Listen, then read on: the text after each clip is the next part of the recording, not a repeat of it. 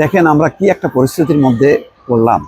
এখন ভারতের বিরুদ্ধে কথা বলা যাবে, কিন্তু পাকিস্তানের বিরুদ্ধে কথা বলা যাবে না।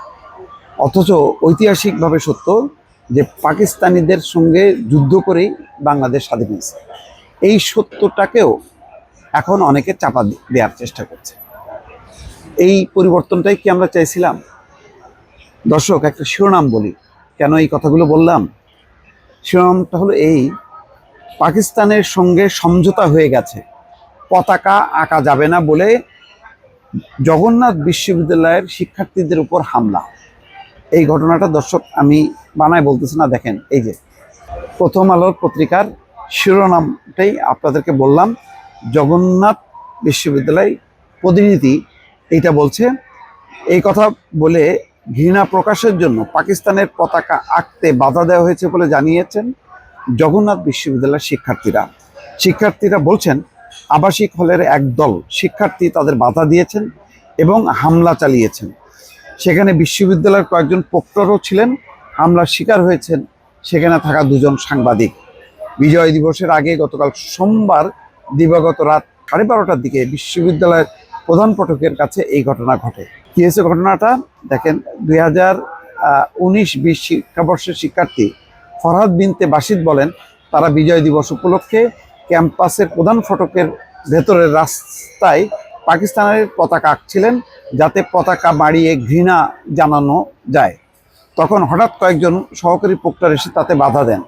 পতাকা আঁকার জন্য কেন অনুমতি নেওয়া হয়নি তা জানতে চান। এই সময় শিক্ষার্থীদের সঙ্গে প্রক্টরদের বাক বিতণ্ডা চলে।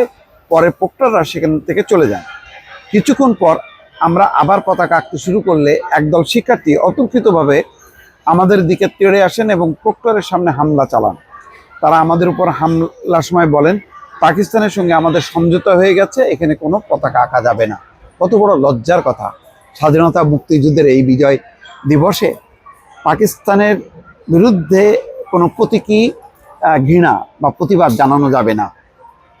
এই পরিবর্তনটা আমরা চাইছি। এই কি আজব জিনিস! কোন দিকে আমরা ঠেলে গেলাম। মানে আগে হচ্ছে ভারতের বিরুদ্ধে কিছু বলা যাবে না, ভারতের বিরুদ্ধে বললে ওই যে বুয়েটের আবরারের পরিণতি বহন করতে হবে। আর এখন পাকিস্তানের বিরুদ্ধে বললে এই যে হামলার শিকার হইতে হবে।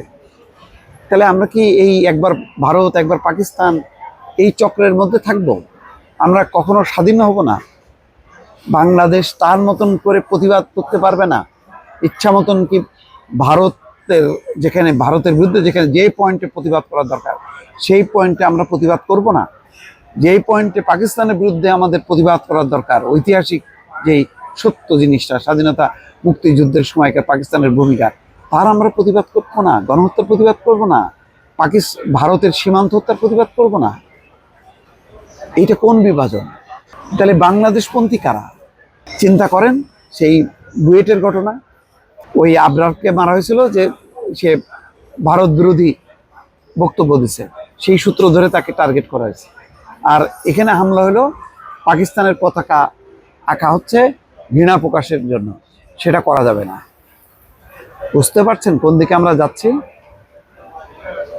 খুবই দুঃখজনক, খুবই হতাশার কথা।